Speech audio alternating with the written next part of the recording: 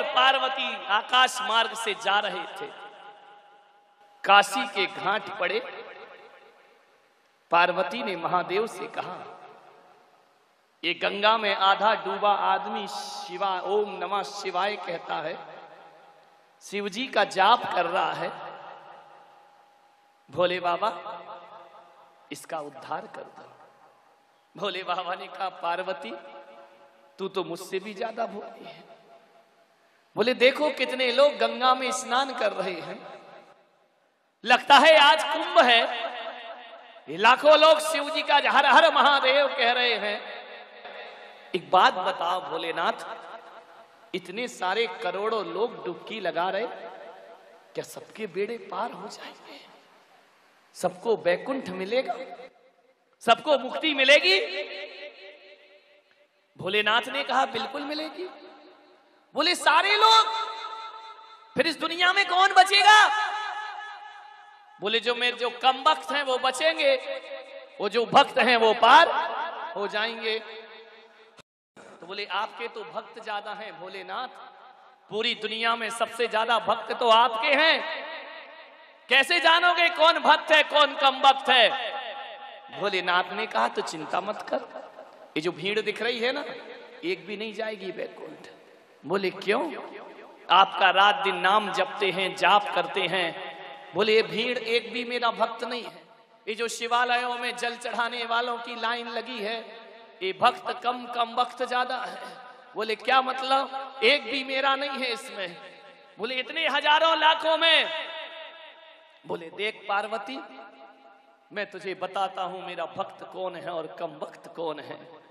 भोलेनाथ ने एक कोढ़ी का रूप बनाया, और कोढ़ी का रूप बना करके गंगा के तट पर बैठ गए।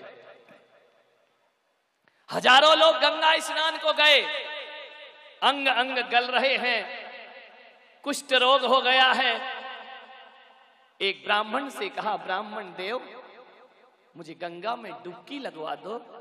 ब्राह्मण ने कहा छी छी छी, ये इतना तेरा कुष्ठ दुर्गंधा, चल दूर रे, छूना मत, मैं अशुद्ध हो जाऊंगा। कहते हैं सुबह से शाम लाखों डुबकी वाले पहुंचे, किसी ने उस कोढ़ी को डुबकी नहीं लगवाई। वह हाथ जोड़ता रहा, मेरा गंगा स्नान करा दो, मेरे रोगों से मुझे मुक्ति हो जाएगी। जो देखता मुंह में रुमाल रखता आगे बढ़ जाता, घृणा की दृष्टि से देखता। भोलेनाथ बैठे हैं, कोढ़ी का रूप रखे। मालूम है सांझ ढलने से पहले एक गरीब आया, जिसके पास दौलत नहीं, धन नहीं। उसके सामने इस कोढ़ी ने हाथ जोड़े कि मुझे गंगा में डुबकी लगाओ, मेरा कुष्ठ रोग दूर हो जाएगा, मेरी व्याधि दूर हो जाएगी। उस आदमी ने देखा कि सचमुच ये दुखी है, अंग अंग इसके गल रहे हैं। उसने कहा बाबा चिंता मत करो, मैं तुम्हें गंगा में डुबकी लगवाता हूं। और उस कोढ़ी की दुर्गंधयुक्त शरीर को उस व्यक्ति ने उठाया और उठा करके कहा मैं गंगा बाद में नहाऊंगा, पहले गंगा स्नान तुझे कराऊंगा। अरे ये रोग मुझे लगे तो लग जाए, लेकिन बाबा तेरे रोग की मुक्ति जरूर कराऊंगा। ना मैं शिवालय जाता हूं, ना मैं पूजा करता हूं, ना मैं पाठ करता हूं, लेकिन मैंने कभी अपने जीवन में शिवलिंग पर जल नहीं चढ़ाया। लेकिन जब जब कोई दुखी दिखे तो नैनों का जल मैंने जरूर उसे समर्पित किया है, अपनी भावनाओं के जल चढ़ाए हैं। चल मैं तुझे डुबकी लगवाता हूँ। ले जाकर जैसे ही डुबकी लगाई, भोलेनाथ असली रूप में प्रकट हो गए और कहा देखा पार्वती कितने भक्त हैं और कितने कम भक्त हैं। वैकुंठ जाने का अधिकारी ये हुआ करता है, और ये हजारों डुबकी लगा रहे हैं, ये सब नरक के पात्र हुआ कर। कौन है भक्त भगवान का? माला जपने वाले, मुंह में राम बगल में छुरी, राम राम जपना पराया माल, अपना इन ढोंगियों की भक्ति भगवान स्वीकार नहीं किया। इबादत क्या होती है? मैं तो आपसे कह रहा हूं, भगवान कहते हैं पहले करो मदद, उसके बाद करो इबादत। ध्यान रखिए, बिना मदद किए इबादत करोगे तो वह इबादत परमात्मा तक पहुंचने वाली नहीं है।